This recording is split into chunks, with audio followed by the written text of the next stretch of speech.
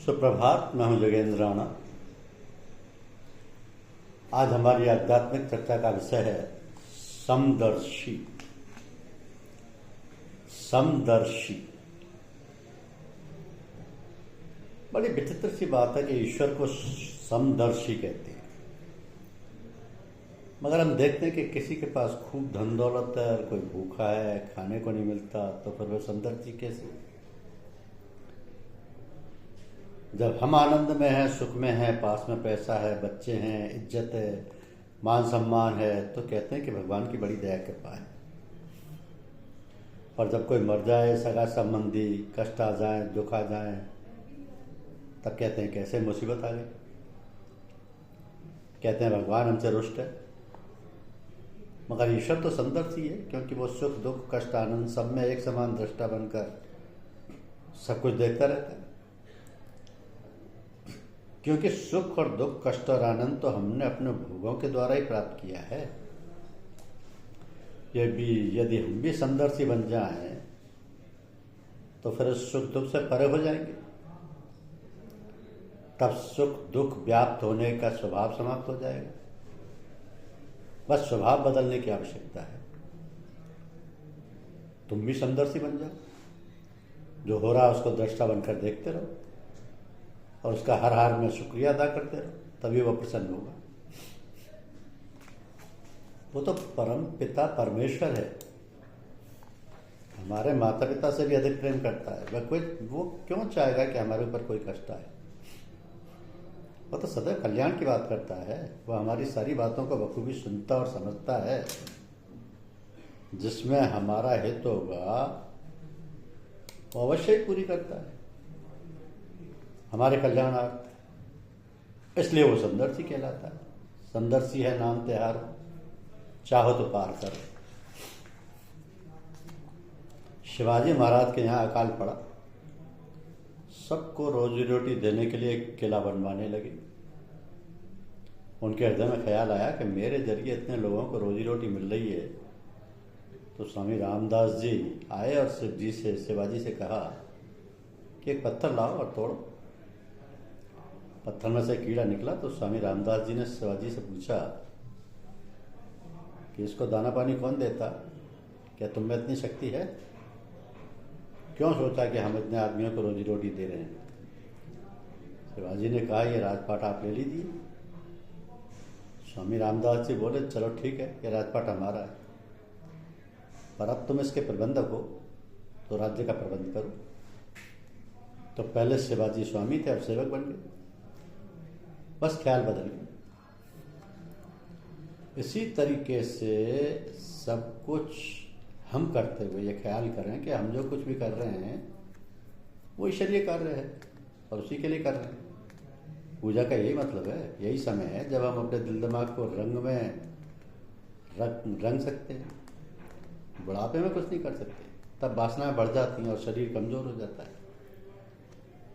तो कर से कर्म करिए विधि नाना, मन राखिए जहां कृपा निधान।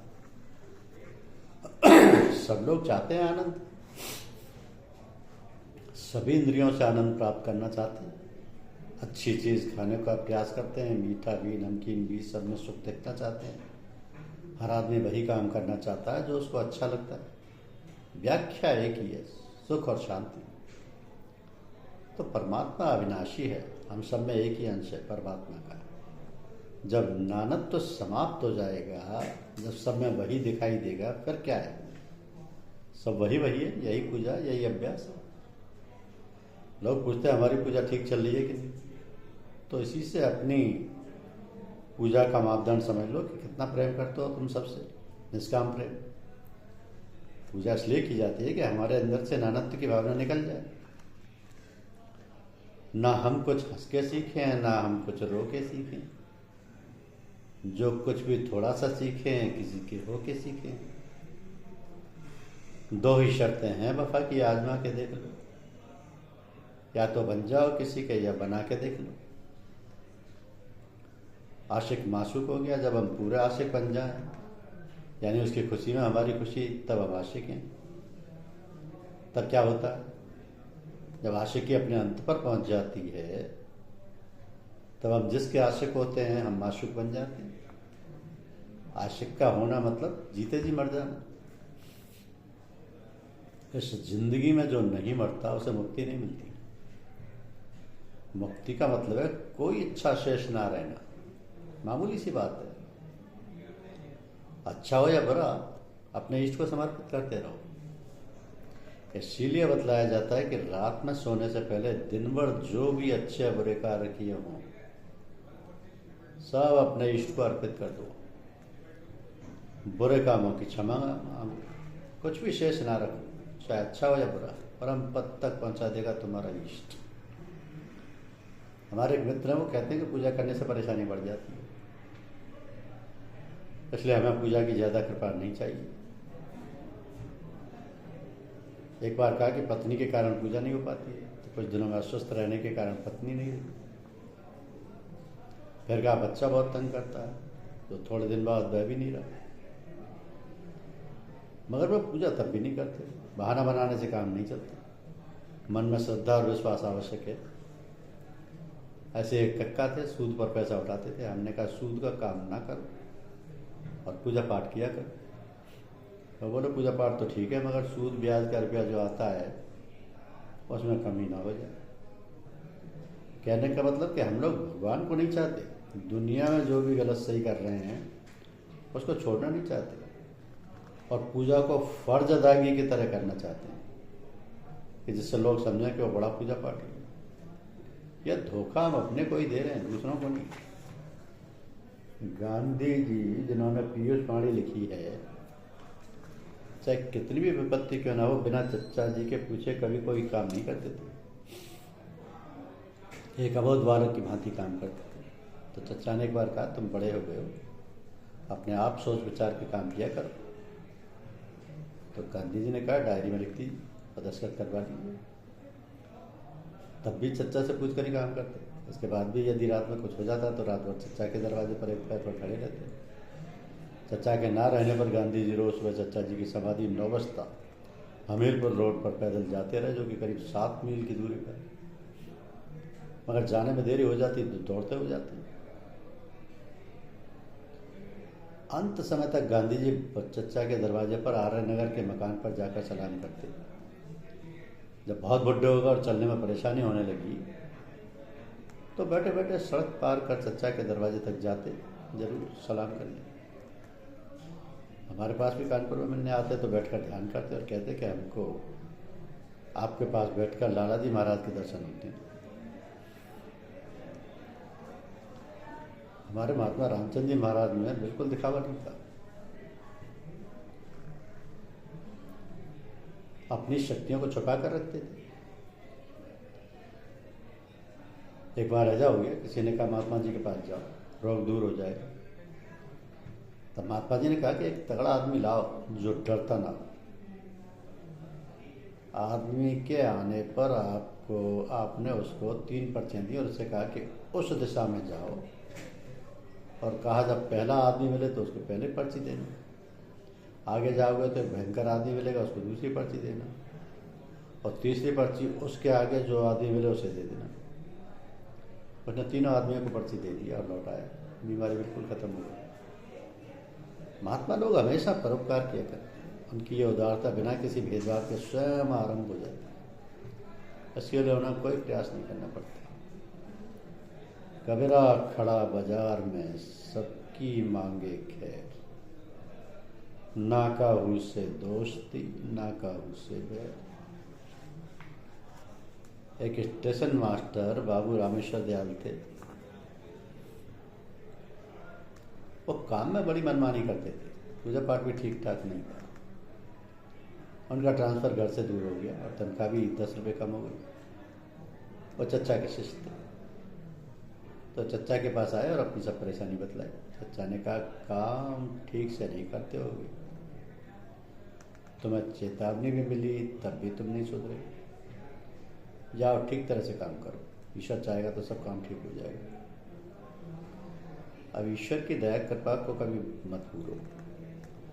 वो चुपचाप चले आए, काम भी ठीक ठाक और ईमानदारी से करने लग गए। कुछ दिनों के बाद तरक्की हो गई, तनख्वाह भी दोगुनी हो गई। कहने का मतलब ऊपर से देखो कैसी बदनामी हुई, चेतावनी तक मिल गई, तनख्वाह भी कम हो गई, मगर अंदर से कितनी दया कृपा रहती है कि सब कुछ ठीक हो गया।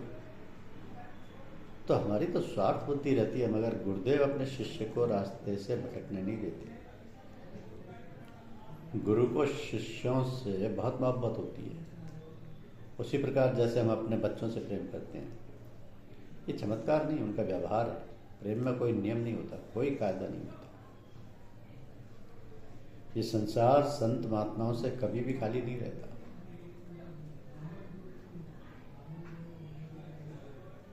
जैसे सरकार चलती है, राष्ट्रपति होता है, प्रधानमंत्री होता है, मंत्री होते हैं, फिर अन्य अधिकारीगण होते हैं, अलग अलग राज्यों के अधिकारी अलग अलग काम करते हैं, सबका काम निश्चित होता है। इसी प्रकार संत महात्माओं का भी कार्यकलाप, उनके सामने अपने क्षेत्र हैं और सब प्रकार के कार्यों को संभालते हैं और एक दूसरे से संपर्क भी रखते हैं। तो जो अच्छे महात्मा उनको पहचानना बड़ा कठिन है। वह साधारण वेशभूषा में रहती है, साधारण सी रहनी से नहीं होती है, मगर उन पर बड़े बड़े कार्य निर्धारित रहते हैं तथा एक दूसरे महात्मा से आदान प्रदान करते रहते हैं, सहायता भी करते रहते हैं। कोई ना कोई पथ प्रदर्शक के रूप में सदैव बना रहता है। यदि सच्ची श्रद्धा हो तो आपको स्वयं पता लग जाएगा कि कौन बिना किसी आडंबर के सत्संग की सेवा कर रहा है। भले वो परोक्ष रूप से सामने ना आ रहा हो, विभिन्न कारणों से, मगर जो काम निश्चित किया गया है वही प्रकार करता रहता है। ये बात खूब समझ लो और गांठ कर लो कि सच्चा गुरु कभी भी नाराज नहीं होता, और ना ही परमात्मा। हम चाहे कितना भी घोर अपराध क्यों ना कर लें, वह बड़ा ही क्षमाशील व दयावान है। हमारे घर में हमारे बच्चे तमाम तरह के नुकसान करते रहते हैं, मगर क्या हम उन्हें दंडित करते हैं या मन से गुस्सा होते हैं? कदापि नहीं। और वह तो परमपिता परमात्मा है, हमारा गुरु है, हमारी देखभाल करने वाला है। और वो क्यों नाराज होने लगे हमारी किसी भी बात पर? वो तो अथाह प्रेम करता है जिसकी कोई था नहीं। मगर तुम भी कभी नाराज हो जाते हो।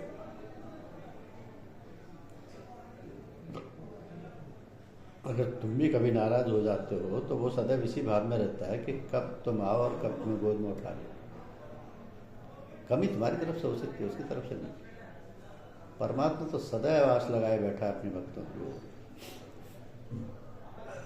यहाँ प्रेम का ऐसा स्कूल है जहाँ पर कोई फीस नहीं, कोई ड्रेस नहीं। जब आपका विश्वास अटल हो जाए तब गुरु शिष्य के संबंध की रस्म अदा हो जाती है। विट्ठल खेले सच्चल हो। जब हाँ कहने की आदत पड़ जाएगी तब धीरे धीरे प्रेम प्रगाढ़ हो जाएगा। तो हमारे पास जो भी पूजा सीखने आता है उसका संपूर्ण मार्ग हम उसी समय निश्चित कर देते हैं। धीरे धीरे वो साधना पथ पर अग्रसर होता रहता है। जितनी उसे आवश्यकता होती है अपनी सामर्थ्य अनुसार उसे सब कुछ प्राप्त होता रहता है। शर्त यह है कि वो साधना पथ पर अग्रसर होता है। अमेरिका में प्रोफेसर गैब्रियल मिलने आए और रवि के साथ MIT में प्रोफेसर थे और अगर 1 घंटे तक हमसे वार्तालाप करते रहे, अपने प्रश्नों का समाधान करवाते रहे। फिर वो बाद में जब हम वहाँ रहे हमसे मिलने आए, क्योंकि हमने उनको ऐसे रास्ते पर लगा दिया था कि उनका तो पूरे जीवन का हिसाब किताब तय हो गया। उनको धीरे धीरे पचाना होगा, सब कुछ अपने आप निकलता रहेगा बिना किसी प्रयास के। जिज्ञासा इसकी कुंजी है। पूजा करने वाले को दीक्षित या इजाजत के लिए जिद नहीं करनी चाहिए। जब गुरु उचित समझेगा स्वयं कर देगा या किसी खास व्यक्ति से कहलवा देगा। स्वतः ही समयानुकूल सब होता रहता है, ईश्वरीय प्रेरणा द्वारा, निज कृपा द्वारा। तो संत महात्मा अलग अलग स्थिति के होते हैं। कुछ इतने उच्च लोकों में निवास करते हैं कि नीचे कुछ नहीं करते, केवल ऊपर के लोगों की देखभाल करते हैं। किंतु कुछ आत्मिक शिक्षक स्वतंत्र होते हैं और वे ऊपर के लोगों की शेयर करने के साथ साथ नीचे की भी देखभाल करते हैं। पूज्य बाबूजी के सामने हम कभी ऊंचे लोगों में चले जाते तो बाबूजी हमें नीचे उतार लाते। अनेक बार ऐसा होने पर बाबूजी ने कहा कि ये क्या करते हो? ऊपर रहकर नीचे का कोई काम नहीं कर पाओगे, और तुम्हें तो बहुत कुछ करना है। तो मरते समय साधक की हालत को सच्चे संत महात्मा ऊपर ले जा सकते हैं। एक बार इलाहाबाद में श्री सुंदरलाल पेशकार साहब के शिष्य के एक रिश्तेदार का प्राणांत हो गया। तो सुंदरलाल ने हमसे उनके लिए कुछ करने को कहा। हमने कोशिश की तो पता चला कि चचा जी वहाँ पहले से ही मौजूद हैं। तो हमारे बच्चे हमारी जिम्मेदारी है, उनका लालन पालन, उनकी अच्छी शिक्षा, उनको अच्छा खाना देना, सब कुछ हमारी ही जिम्मेदारी है। मगर सैकड़ों लाखों बच्चे ऐसे भी हैं जिनके बदन पर कपड़ा तक नहीं है, रहने की जगह नहीं है, फिर भी वो मस्त हैं, पुष्ट पुष्ट हैं, बिल्कुल बेफिक्र, निश्चिंत, क्योंकि उनके मस्तिष्क में है नॉवेल और किताबों का बोझ नहीं, फैशन का बोझ नहीं। वो सब पूजा पाठ ना करते हुए भी फकीराना मस्ती में रहकर भगवान का भरोसा, या यूँ कहिए कि मजबूरी का नाम मौज, कैसे ही सही सब्र तो है उनमें। झीकना नहीं, परेशान होना नहीं, जो मिल गया प्रेम से खा लिया, जो सामने हुआ काम कर लिया, किस्सा खत्म। मेरी हालत देखिए, बड़ा गया गुजरा हूँ, दीनहीन, बेघरबार, बेरोजगार हूँ, इसलिए मजबूरन भगवान की शरण लेनी पड़ती है। आप भगवान का शुक्रिया अदा करते रहिए, हर वक्त गुरुदेव की शरण पकड़े रहिए, कल्याण हो। एक बार बाबूजी ने कहा कानपुर जाओ और वहीं चचा जी के पास रहना। हम कानपुर चचा जी के पास पहुंच गए। चचा जी ने कहा सामान ला कर रखो, हम लखनऊ जा रहे हैं, जब वापस आएंगे तब बात होगी। चचा जी वापस आ गए और हम रहने लगे। जब शाम हुई तो एक बाबू दुर्गा स्वरूप जी थे, वो रात को चचा के पैर दबाते थे, हमारा मन भी पैर दबाने का हुआ। दूसरे दिन हमसे कहा कि आज पैर तुम दबाओ, बिल्कुल हौले हौले। जब रात में 12 बजा तो हम उठने लगे कि चचा सो गए होंगे। तो चचा ने कहा दूसरा पैर दबाओ, तब 4 बजे। रोज़ यही सिलसिला बन गया। हमने सोचा अच्छी जल्लत पड़ गई, मेरे दिन में कतई नींद नहीं आती और तरोताज़ा बने रहते। कहने का मतलब ये कि हंस खेल कर पूजा करवाते थे हमारे बुजुर्ग। पैर दबाना तो एक बहाना है। ऐसे बुजुर्ग लोग हमारी देखभाल करते हैं, ऐसे हमें आगे बढ़ाते हैं। ओ हरि, धन्यवाद।